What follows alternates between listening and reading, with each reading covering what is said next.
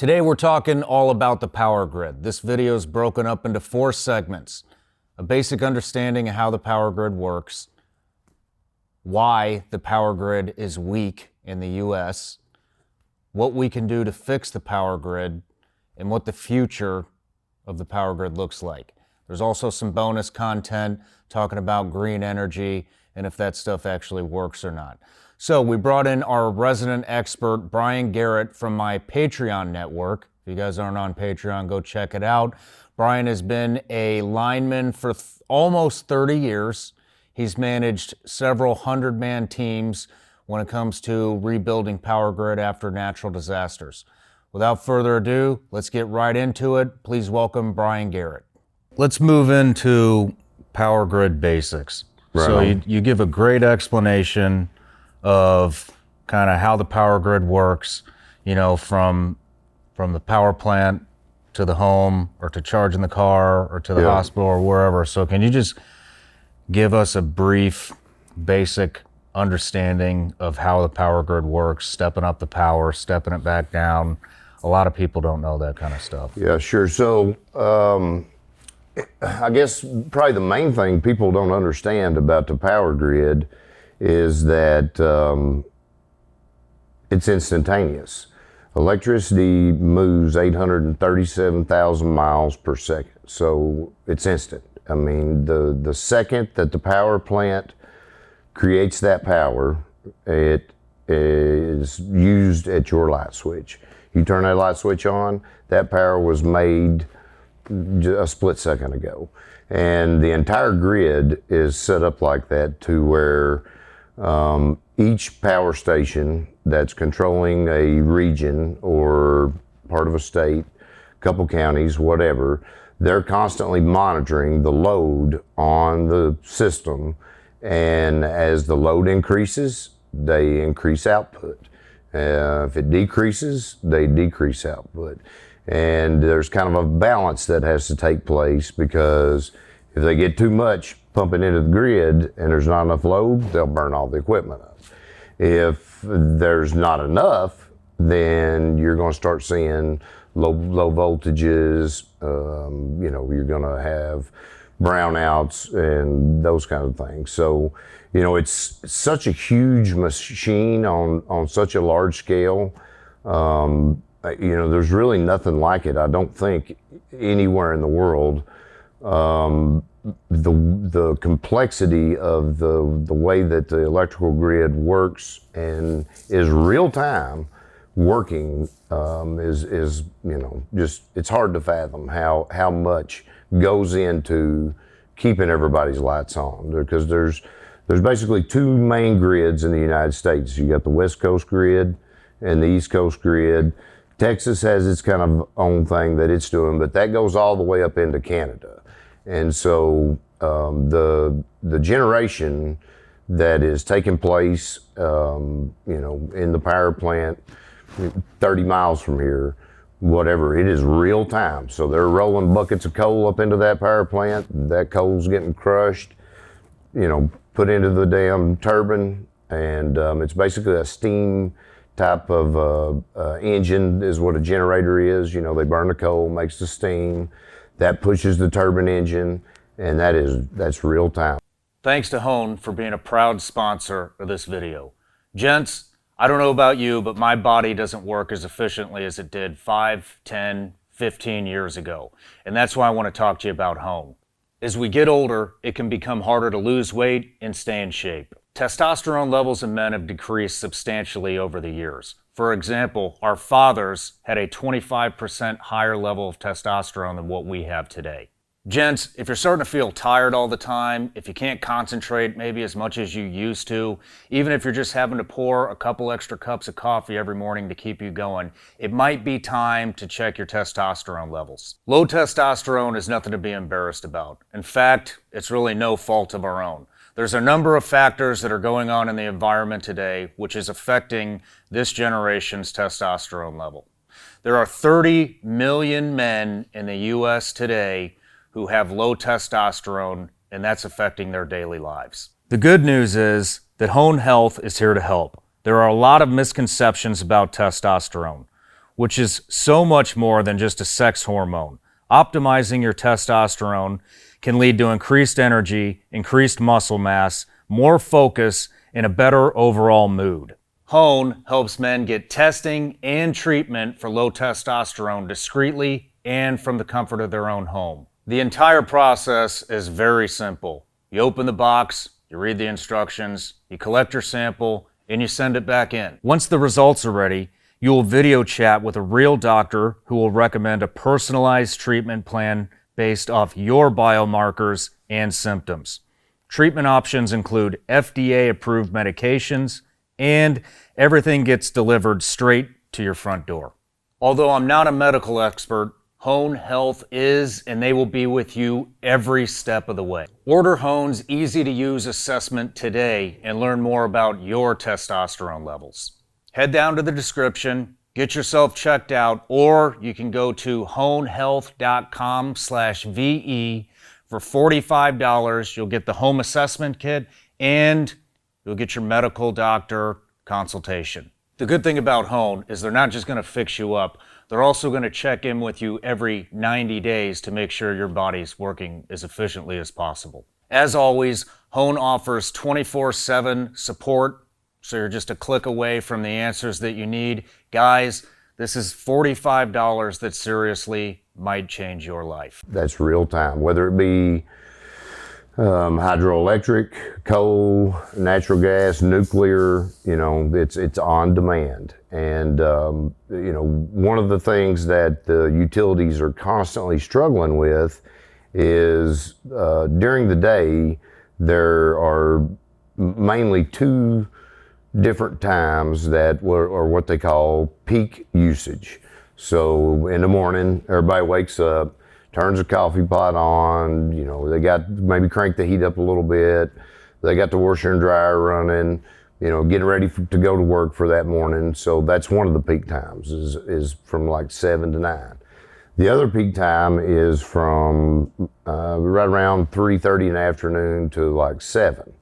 And, during those peak times, these power plants sometimes get out of the range of what they can produce. So they have peaking stations that are on standby, which are normally either natural gas or diesel. A lot of them are diesel. And they'll spin these power stations up, getting ready for this peak load so that they can manage that demand. So are these like little satellite power stations around a major? Yeah, they'll be, they'll be like normally they're on the same facility. Okay. As the main power station, but also they have the ability to buy power from other parts of the grid. So let's say maybe Tennessee has some really, really hot weather and they are just struggling to keep up to demand. But things are mild in Kentucky and, everything is running pretty smooth up there. They can tie in to Kentucky's grid and purchase electricity from them, but it's at a premium price. That you're going to pay big bucks to buy that extra capacity during any one of the peak times. But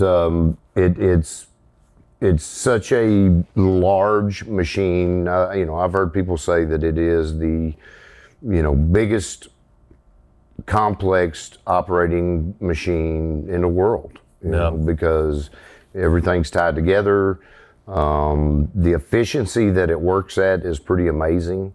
And it's actually so good that most people don't even know that any of that's taking place. Everybody just turns their light switch on, pays their bill, and they don't have any idea that there's 40 miles of power lines and multiple transformers stepping the power up and down. Why are they stepping the power up and down?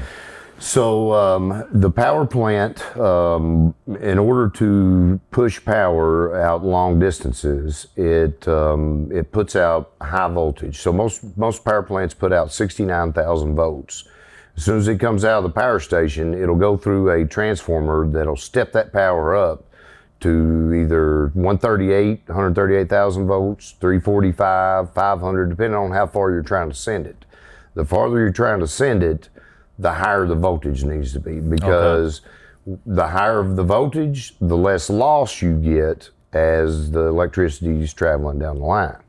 And then as it gets closer to wherever the load is, then the voltages step down. This is more manageable to work on. And they're not as worried as much about the loss as they are getting the amperage out of it. So as it comes into your county, then it'll be stepped down maybe to 69,000. Then from there, it'll be stepped down to 7,200, which is what your distribution voltages is. Most parts of the country is 7,200, and 3-phase. And that's what feeds what most of these residences or businesses are, is your distribution setup at 7,000 volts.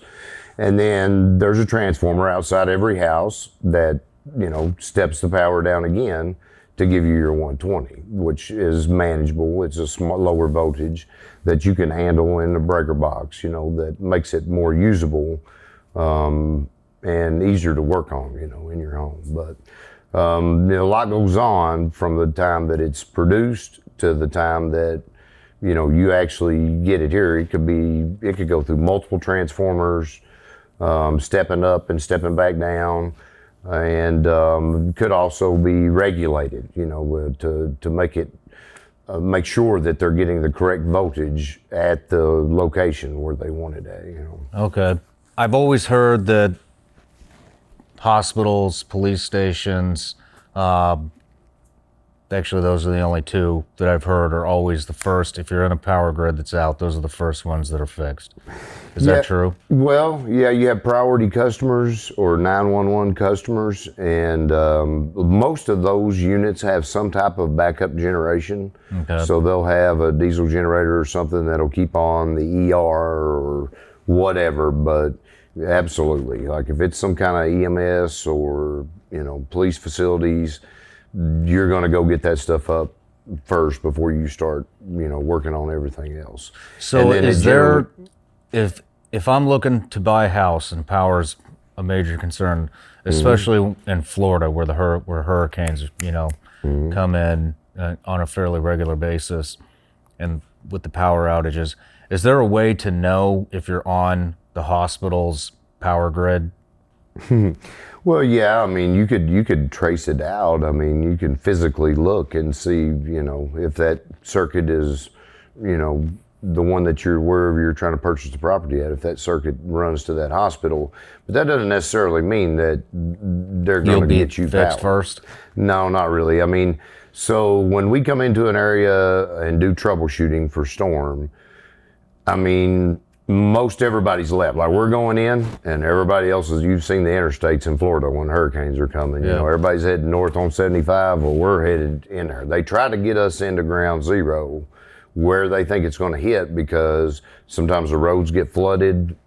Trees are down or whatever. Yeah. And if we're stuck on the outside of that, then we're another couple of days before we can get in there and do any work. So they try to get us into ground zero. But then once we get resources in the area, we will do some of the priority customers first, but just them. We're not worried, like, you may have a spur or something that actually feeds that house, and we're not worried about that. We're just getting that backbone up, feeding that hospital. That's not necessarily going to put you in line to be the first one to get your power back on. Okay. It may help a little bit because that circuit's coming up, but then once we get those priority customers up, then we're going for quantity. So if we've got an area that's got 6,000 people out, that's where we're going first, versus we got one farmer that's got a service down or something, he's going to be later on the list. We're going to try to get the quantity, as many customers as possible up in a short amount of time as we can. And then you just keep chewing on it a little bit at a time, and bring the feeders up with as much customers as you can, at each lick. Okay. So let's move into why the grid.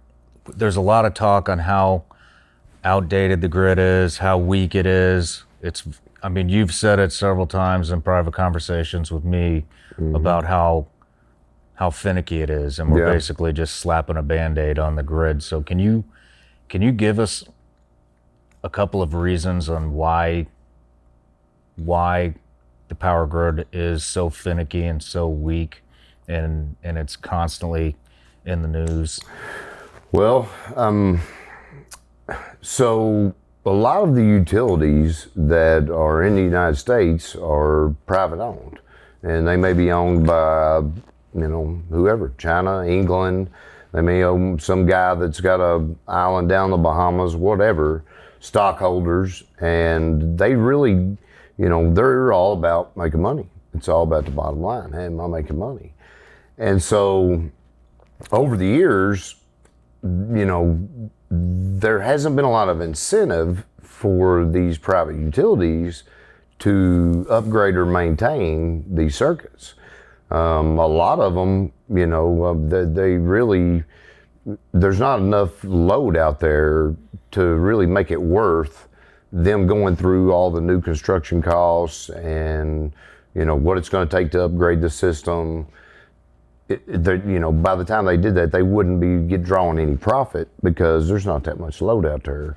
Co-ops were created, I think back in the 60s. A lot of places, rural places in like Tennessee, Kentucky, West Virginia, in those areas, there was never enough load there, just residential load, to make it worth putting power to those places. So the government stepped in and created what they call these co-ops. Now, the government co-ops, supposedly nonprofit or whatever, they actually do a pretty good job of maintaining their system. They keep their right-of-ways trimmed, they keep everything, the poles new, wire new.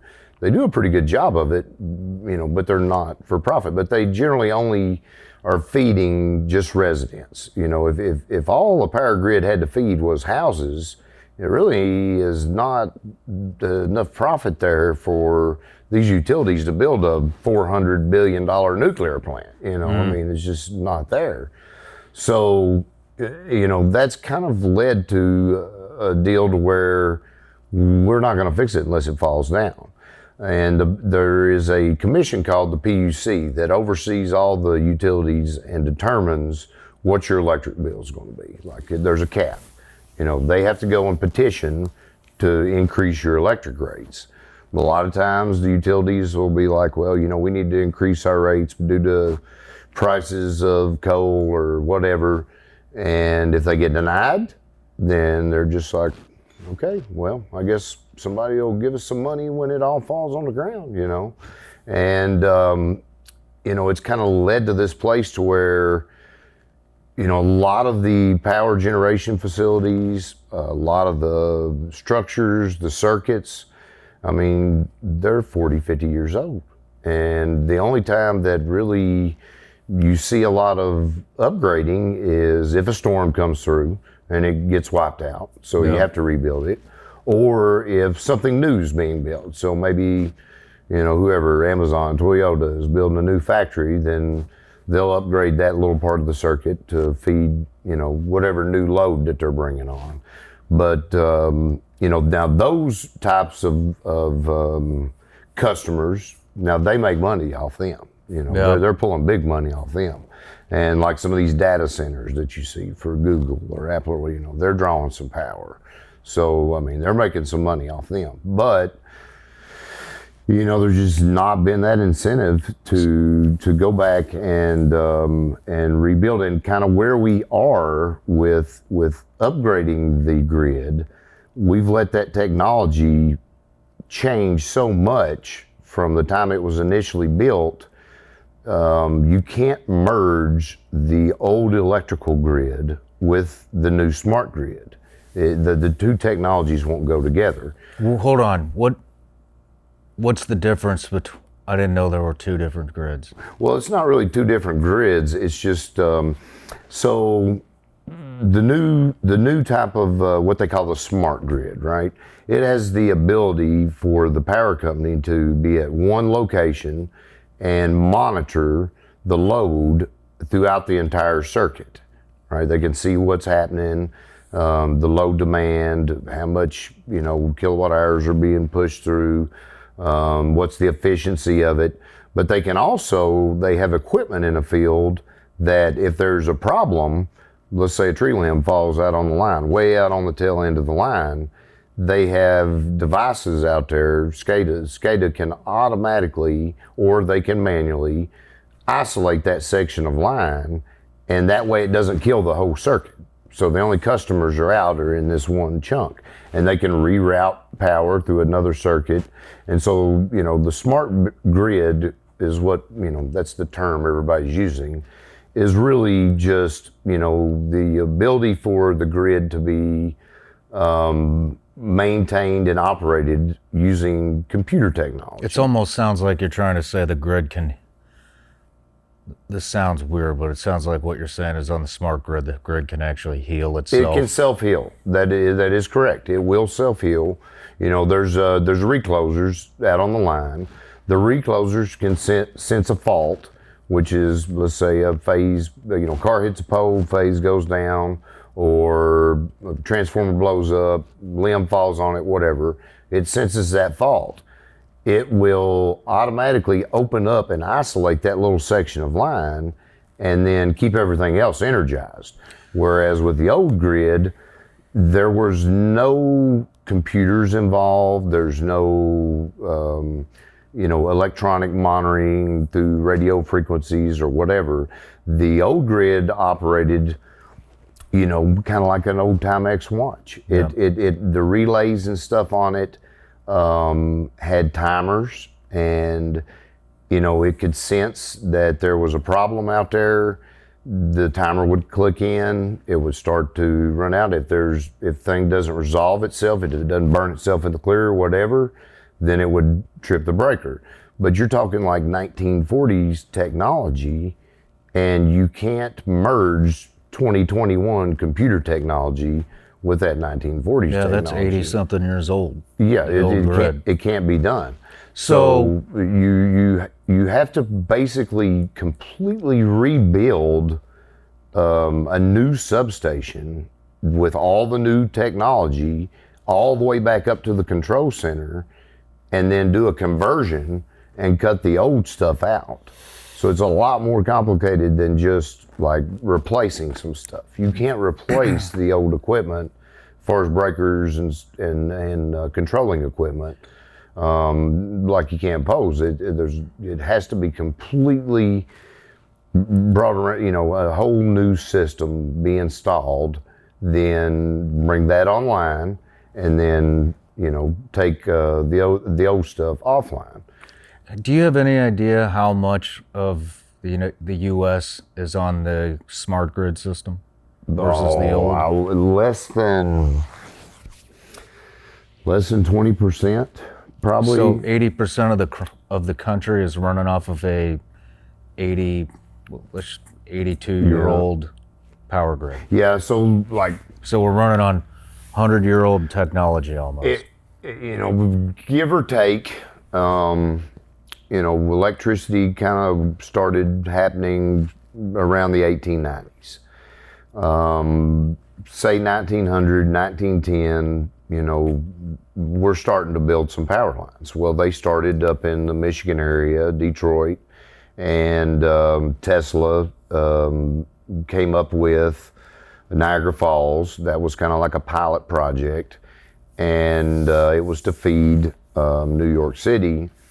And, you know, at that time, it was, you know, the most amazing thing ever that we could actually produce power and send it somewhere and everybody be able to use it. Niagara Falls is still in service right now. Today, it's still working. It's still feeding power, you know, in its limited capacity, but it's still working. And, you know, a lot of people was like, well, you know, they don't make things like they used to. And that's really true with the power grid. I mean, the original grid was unbelievable at the time when it was built. You know, there was a huge boom in it in the 60s, a lot of upgrading and a lot of, you know, attempt to, you know, bring it on into the next realm. But, you know, the technology and the material and the stuff that we're using now, it will never last as long. as what the original stuff that was built. I Okay. mean, you know, so for instance, So we're building a weaker grid. well, yeah, it's just like, you know, cars. You know, you get a 67 Nova or something, you know, that thing liable to last you 30. You can put a new engine in it. You can work on it. Yeah. You know, you go out and buy whatever, a Toyota Camry. When that thing's done, you might as well just roll it off a cliff. It ain't, you know, there's no working on that. Yeah. And, you know, everything is always, we're going to use something cheaper. You know, we're using cheaper insulators. We're going to use cheaper electronics, cheaper poles, steel, whatever, you know, because the overall cost of the project is all that matters. And so, you know, like some of the poles that I showed you this date nail that I got out of this pole, and this one is from New Jersey. And this pole, I was there on a storm, I think it was Hurricane Sandy, to change this pole out, and it was inspected and cleared inspection in 1930. In 1930? 1930. So 70, 90, so 92 years old. And she was still hanging in there when I got there. Just so happened a tree decided that, you know, it was going to, if it hadn't been for that tree, that thing would still be working. So does that mean Jersey is running off of a 92-year-old power grid, or is Some it parts just of sections? Some parts of it. I mean, and some parts of all the country is like that. You know, again, like it started kind of in that Michigan Northeast corridor. So that part of the grid is older. You know, TVA, when they started trying to, you know, kind of bring everybody out of the storm, they wanted everybody to have power, like they say now. They're trying to get 5G to everybody. Well, at that point in time, I mean, you know, I think it's right in the 60s is what I would guess. They were trying to get electricity to everyone, you know. And so that stuff's newer being built in the 60s, you know. Wow. And, but, you know, and then again, like things will happen. Hurricane Sandy, when it came up into New Jersey, I spent 5 years working in New Jersey, putting all new steel pole lines in, rebuilding circuits and upgrading equipment and stuff from the federal funding that Jersey got from, you know, the hurricane. Yeah. And so, you know, there's sections there that are, you know, steel poles, brand new, top of the line, you know, as good as you're going to get for what we got now. But it takes an event like that to come through and clean an area out before that you're going to come in and do that kind of, you know, replacement or whatever. I got a question. It seems to me, and I don't know shit about the grid, but why aren't they just burying the lines? Well, if you were going to build a house out here in Franklin, and you wanted to run underground primaries, so this is 7,000 volts that you're putting underground, right? So it's not going to get transformed until it gets to your house. It is my opinion as a lineman, that's not a bad idea to run an underground primary from the main line to your house, because aesthetically it looks good. You don't see any poles or anything in your yard. It's not a very long run, and you're going to know where it's at, and it's unlikely that it's going to get damaged, or you know you're going to dig it up with a backhoe or something. You know where it is. But for us to try to put, you know, they've got a pilot program in Washington State, and then about 10 years ago they started one down in Washington D.C. to put 60 feeders underground all around the District of Columbia. Well, you know, if anybody that does much construction work, you can't dig a hole that big around anywhere without digging into a water line or a gas line, or so. There's so much stuff already in the ground, and the amount of work construction that it takes to put that underground in a large scale like what needs to be done, I mean, you're talking major money, a lot of time. And if underground goes bad, it's a whole lot different ballgame trying to fix it. Yeah. You know, aerial, It's a little easier, old school. When they first built some of the original lines, most of that was like number 6 copper, which is a little bit bigger than the size of a pencil lead. It's not very big. I mean, you'd be amazed at how much power comes through a tiny little copper wire. I mean, you're talking holding the whole town, on a little copper wire.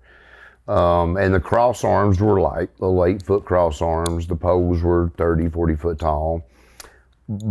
But if a tree came down and hit that wire, well, it's no big deal to put it back up. You can get a hold of it basically by hand, grab it and drag it up there, put it back up, fix your cross arm, you're good to go. The heavier duty you build stuff, when it does get tore down, the harder it is to put it back up and put it back together. So the old timers built things with the forward looking that they were going to have to someday or another go out there and repair it here and there. And that's kind of you're bound with the underground. The underground trying to convert the United States' electrical grid. Yeah. I mean, there's something like 10,000 miles of transmission lines, and I would say 10 times that in distribution is just like, they're just unfathomable to try to put that stuff underground. Now, pieces and parts, maybe a subdivision, I can kind of see that, but as far as like large scale, especially in the city areas where there's the most load and demand, it's next to impossible to try to put all that wire underground. That makes sense. I guess I was more wondering when, like the next major hurricane, if that wipes out an entire, grid. I was, not necessarily downtown Miami, but maybe that stretch across the Everglades, going from the west coast of Florida to the east coast. But I see what you're saying. That does make sense with all the building. It's really tough to fix, and like expansion, the way that some of these places are expanding, especially like here in Franklin. It's like a new subdivision going up every day. Well, how do we strengthen the grid to where it's not so finicky? Really, something is going to have to kind of change on the regulation part of the grid to where there is some incentive for these utilities to bring things up to par. How do we fix it though? How do we strengthen it? You have to you're going to have to do some massive upgrading in the construction. It's just got to be rebuilt. I mean, anything that's like 40, 50 years old, an old house, it has to be taken care of or rebuilt or upgraded. So everything needs to probably go to the smart grid. The smart grid is more controls as far as like having the ability to see what's happening out on the grid and actually isolate and feed things from a different way. That does help with reliability, but if you still got a 80-year-old piece of tiny little copper wire is what everything's hanging on out there, you can have all the technology out there you want. The damn power, I mean, it's still going to fall down. Do you think they're just going to continue just upgrading when disasters happen, when natural disasters happen? They're not going to be, I guess what I'm asking is, do you see any of the power companies becoming proactive and going, hey, we need to start upgrading this? There are a few. Pennsylvania, PP&L has definitely been proactive and working on their grid. And in the Michigan case, like the customers are so upset. I met some people that had been in a motel like 6 or 7 weeks out of a couple of months because they were out of power. Why are they out of power in Michigan? Well, because storms. Okay. Whether it's a thunderstorm, wind event, whatever, that's knocked the line out, and these customers are not sure, am I going to be out for a day, 2 or 3 days? After that happens a couple times, there's like, heck with it, I'm going to go get a motel room. Yeah. And I met an old couple up there. They'd been in a motel like 2 or 3 weeks out of 3 months because their power had went out. Well, that starts to get the media and, and public relations can kind of drive the utility to try to help their reliability situation. One of the problems with it is that the load is increasing so fast that if they start today, they're going to have a hell of a time catching up with it. I mean, there's been so much degradation in the electrical system that if they went and tried to rebuild that entire system starting today, it'd be 10, 15 years before it could ever get rebuilt. I mean, all right. There's somewhere around 110 to 180,000 linemen in the United States. And, just the way things are right now, if we tried to upgrade and rebuild the grid to get it up to where it needs to be for load capacity, the way things are now, I mean, we're 10, 15 years away. If we're lucky, working 6 days a week, all we got, and doubling our workforce. I mean, it takes, a couple of years to engineer the line, then you've got to get the material for it. And I mean, it's kind of something that's just not going to happen overnight. Yeah. And, currently nobody's really got no fire under them trying to make that happen. So they need some pressure. They need some damn pressure. They are getting some pressure from, like I say, in some different locations, like down in Lake Charles, where they just got hit with a couple of hurricanes. The utility's under a lot of pressure because they got hit 3 years in a row down there. Duke Energy got hit over in the Carolinas 3 or 4 years in a row by hurricanes. They got some heat on them, But they just, what I've seen these utilities is like as they get jammed up or things ain't going good, and the next thing you know, some shell company buys them off and the upper echelon gets moved around and, nothing really happens. But, and then on the generation side, we're really in just about as bad a shape generation side as we are actually infrastructure. You could drive down the roads. I mean, the roads that we drive on are 30 years old. I mean, they're terrible. I mean, the train system, I mean, the whole country's infrastructure is just old. Mm-hmm. And the more you travel around and see all that stuff, you're just like, we quit like 30, 40 years ago trying to keep up with our infrastructure. Well, the electrical grid's like that.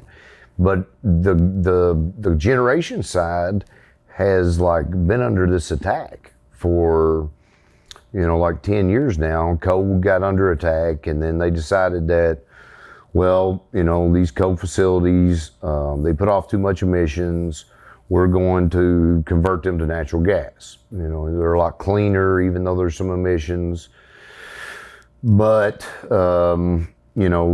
we've got plenty of it, and it's better than coal, so we're going to convert a lot of these old coal-fired plants to natural gas. Well, about halfway through that, the conversion, some of it got hung up. It didn't happen, and it ended up a lot of the coal-fired plants got just shut down. They got decommissioned, and we haven't replaced that. We haven't. I think we've got one nuclear power plant currently under construction in the U.S. It's either in Georgia or Alabama. It's been under construction for 15 years, and like every year it gets 5 years back in the hole. It's not happening.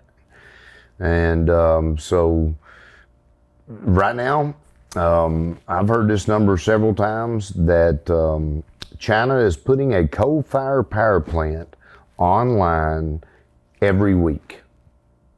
Wow. They're building their capacity even way beyond what they even need. But to put the scale that it takes to put a coal-fired plant on, just period, to be putting one out every week, I mean, that's getting some shit done. And I mean, I'm sure we got the ability to do that, but that ain't gonna happen. They're trying to do away with all the coal facilities. So they're being proactive with their grid. They are, and they're actually putting out solar. So they led the world in solar output last year too. So they're going every direction. People are just talk about like, well, China's this terrible polluter or whatever, but they're building their capacity out in every direction, and they are using their natural resources to help them build more power capacity. So they have some resources like Niagara Falls. You know, they've got the Yellow River or whatever, but there's some areas to where they have the ability to build hydroelectric dams. But that's really not where their population centers are. So they are building massive million-volt DC lines to track this power from, you know, wherever the resource is, whether it's coal or hydroelectric, whatever, over to where their population center is, where they need it. And I mean, they are, in the last few years, undertaking a major upgrade into their infrastructure, their actual generation capacity, big time. And we're just not, you know. Well, let's move into the future. So you brought up some excellent points that I had never thought of about when I was talking about all these new communities and subdivisions being put in all over Tennessee. We're getting flooded. Mm-hmm. And what do you think the future of the grid is? You were talking about business opportunities and... Well, I mean, so currently the utilities, even out loud, are already admitting that they know they cannot keep up with the demand. They know they can't do it, and you know, that's without putting into the equation throwing these electric cars onto the grid, which, you know, you don't hear a lot of people talk about it, but like, where do they think that power is going to come from? You know, well, currently our grid is like 6, I've heard as high as 15, but 6 to 15% renewable, solar, wind. You know, everything else is coal. You know, you can have a green car or whatever, but you're getting coal power, right? So without that, they know that they are running into a place to where they cannot keep up with demand. So their plan is to reduce the load. So instead of increasing capacity, they're going to limit the load, which is your load. You know, they're gonna set it up to where they've got programs out in the western part of the United States. That's like, if you sign up for this deal, you know, we'll give you a little bit of a break on your kilowatt hours, how much we're charging you or whatever. And they have the ability to control your electrical appliances in your house. So through your panel, they have like these little smart homes or smart thermostats or whatever that's hooked up to, you know, like an Alexa type thing or whatever. And the utility is monitoring that. And, you know, like, where they really get in trouble is peak times. So that's where they need power, is peak times. And, you know, if they can't produce enough, then they're going to limit how much you can use. And, you know, I think that they're selling it kind of as, well, it's going to be an inconvenience, but you're helping the grid, you know. The power company is going to basically control what you can and can't use at different times of the day with this new smart grid. Mm-hmm. And that's already happening on the West Coast? They've got programs that are voluntary. You know, you can volunteer to sign up for these deals, that because they know it's happening. I think I mean, it's quick too. Their projections is there's a 30% chance in 2026 that the demand's going to outrun capacity. And I think 2026? In 2026. In 4 years. Yeah, and in 6 years, there's more like a 40% chance.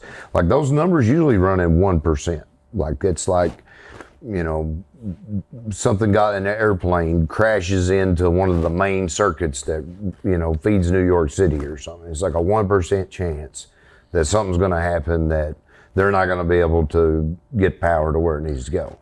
And, you know, they're showing like That's like in their corporate model. Like this is their business plan. They're showing that it ain't happening. They are going to get to a point that they cannot produce enough power to meet the demand.